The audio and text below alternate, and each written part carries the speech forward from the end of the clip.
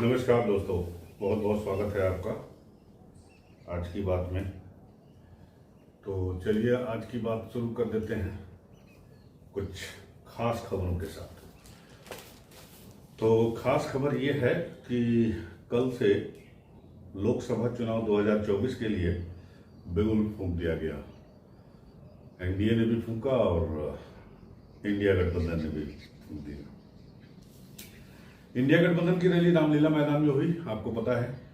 और उधर एनडीए यानी प्रधानमंत्री नरेंद्र मोदी ने अपनी रैली मेरठ में की। और गौरतलब है कि 2014 की जो रैली शुरू की थी, उन्होंने जो इलेक्शन कैंपेन शुरू किया था वो भी मेरठ से ही शुरू किया था। और 10 साल बाद 2024 में जब उन्होंने शुरू किया तो मेरठ से ही शुरू किया। तो इसी रैली पे फोकस है आज के अखबार, सारे अखबारों ने छापा है। और मोदी जी का बयान छापा है कि ये चुनाव जो है भ्रष्टाचार हटाओ बनाम भ्रष्टाचारियों को बचाओ, इस पे डिपेंड करता है। और यही इस बार इस चुनाव से ये फैसला होगा कि जनता क्या चाहती है, भ्रष्टाचार हटाना चाहती है या भ्रष्टाचारियों को बचाना चाहती है। यानी अगर एनडीए की सरकार बनती है लोकसभा चुनाव के बाद, तो भ्रष्टाचार हटाओ का नारा जो प्रधानमंत्री नरेंद्र मोदी ने दिया वो उस पर अमल होगा और अमल जारी रहेगा। और अगर जनता को नहीं पसंद आता है ये एक्शन, तो भ्रष्टाचारी बचाओ उन पे अमल हो सकता है। बहरहाल दोनों तरह की बातें लिखी हुई हैं और मोदी जी ने यह साफ कर दिया कि भाई भ्रष्टाचारी कितना ही बड़ा हो उस पर एक्शन जरूर होगा।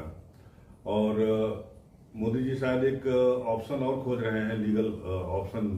और वो लीगल ऑप्शन ये है कि वो चाह रहे हैं कि ईडी के द्वारा जो पैसे जब्त किए जा रहे हैं, अवैध मुद्रा, अवैध पैसा, ब्लैक मनी या जो भी कह लीजिए, भ्रष्टाचार का काला धन जो है, वो जो ईडी जब्त कर रही है वो हजारों करोड़ में है। 17,000 करोड़ तो कोई बता रहा था, कहीं छपा था मुझे। तो ये पैसा जनता को वापस कैसे मिले, इस एंगल पे काम हो रहा है, मतलब लीगल तरीके से इसमें, ताकि कोई आगे चल के कोई लीगल लाकुना ना पैदा हो। तो जो पैसा ईडी जब्त कर रही है, तो कुछ ऐसा नियम बनाने की बात हो रही है कि पैसा जो है जैसे जैसे ईडी जब्त करेगी वैसे वैसे ये पैसा रखा नहीं जाएगा, ये पैसा वापस गरीब जनता के को दिया जाएगा, लौटाया जाएगा, क्योंकि ये भ्रष्टाचार का पैसा है। तो ये बातें उन्होंने कही। और इन्होंने ये भी कहा कि भाई एक्शन तो जरूर होगा, ईडी का चाबुक चलता रहेगा, वो रुकेगा नहीं, और भले ही चुनाव के में चल रहा हो। और उन्होंने जिन लोगों ने देश को लूटा है वो पैसा उनको वापस लौटाना होगा। भ्रष्टाचार हटाओ, और वो कहते हैं भ्रष्टाचारी बचाओ। आज बड़े बड़े भ्रष्टाचारी सलाखों के पीछे हैं, उन्हें सुप्रीम कोर्ट से भी जमानत नहीं मिल रही है। कई बड़े भ्रष्टाचारियों को कोर्ट के चक्कर लगाने पड़ रहे हैं। पीएम मोदी ने ये बात कल मेरठ में कही। तो कुल मिलाकर उन्होंने कहा कि भाई देखिए, हमारा तो कार्यक्रम और का जो है काम अभी से शुरू हो गया है। हम अभी से ये तय कर रहे हैं कि अगले 100 दिन में हमें कौन कौन से बड़े फैसले लेने हैं। तो उनकी बातों से एक बात ये साफ जाहिर हुआ कि वो कम से कम अपनी जीत के प्रति आश्वस्त हैं। और मुझे भी लगता है कि आज की तारीख में जो परिस्थितियां दिखाई दे रही हैं उसके हिसाब से मुझे नहीं लगता कि मोदी जी को कोई फिलहाल हारने का कोई संकट है। सीटें कम ज़्यादा हो सकती हैं, 400 पार की बात कर रहे हैं, लेकिन साउथ इंडिया में स्थिति को देखते हुए थोड़ा सा ये मुश्किल मुझे लग रहा है। लेकिन सरकार नहीं बनेगी इस बात का तो कोई मतलब वही नहीं है।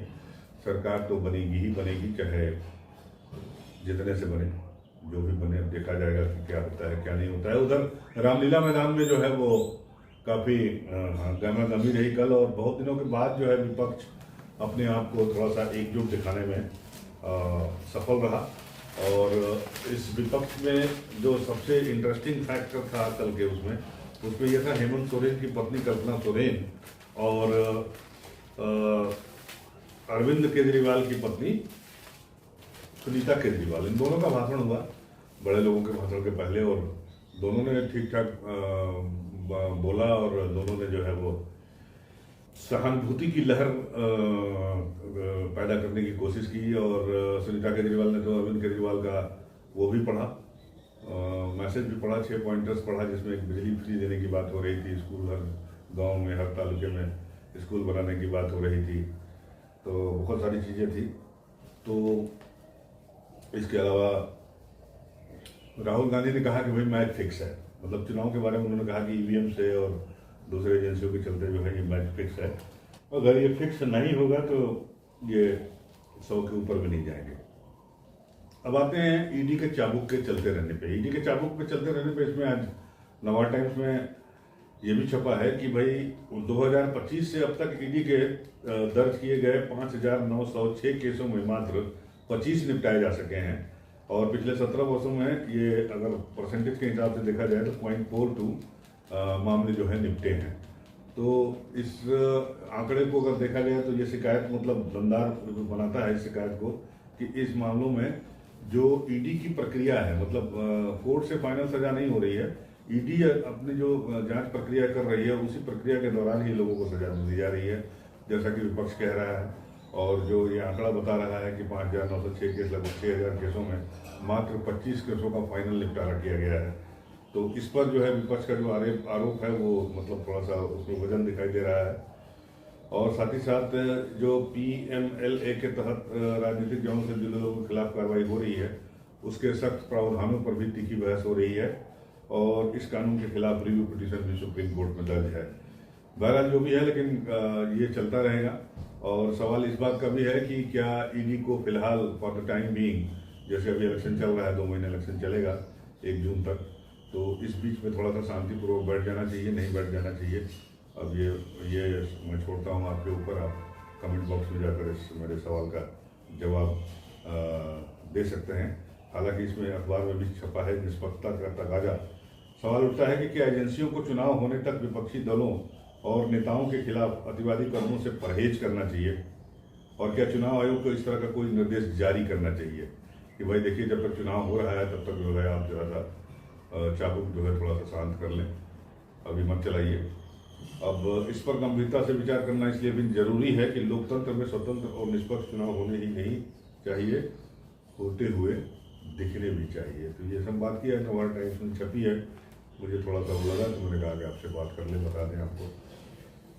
तो ये है मामला। अब ये डिपेंड करता है ईडी के ऊपर कि वो क्या करता है, चाबुक चलाता रहेगा या नहीं करेगा, क्या होगा क्या नहीं होगा। 1 तारीख को आज 1 तारीख है, आज मेरे ख्याल से अरविंद केजरीवाल की सुनवाई भी है। अब फर्दर उनको रिमांड मिलता है, ईडी का मिलता है, या जुडिशियल कस्टडी में जेल जाते हैं, या जमानत मिलती है, क्या होता है तो पता चलेगा जब अदालत आएंगे तब वो। तो ये बड़ी खबरें हैं जो आज के उसमें हैं। बनी रहेगी हमारी नज़र उसके ऊपर, आप भी हमारे साथ बने रहिए। बहुत बहुत धन्यवाद।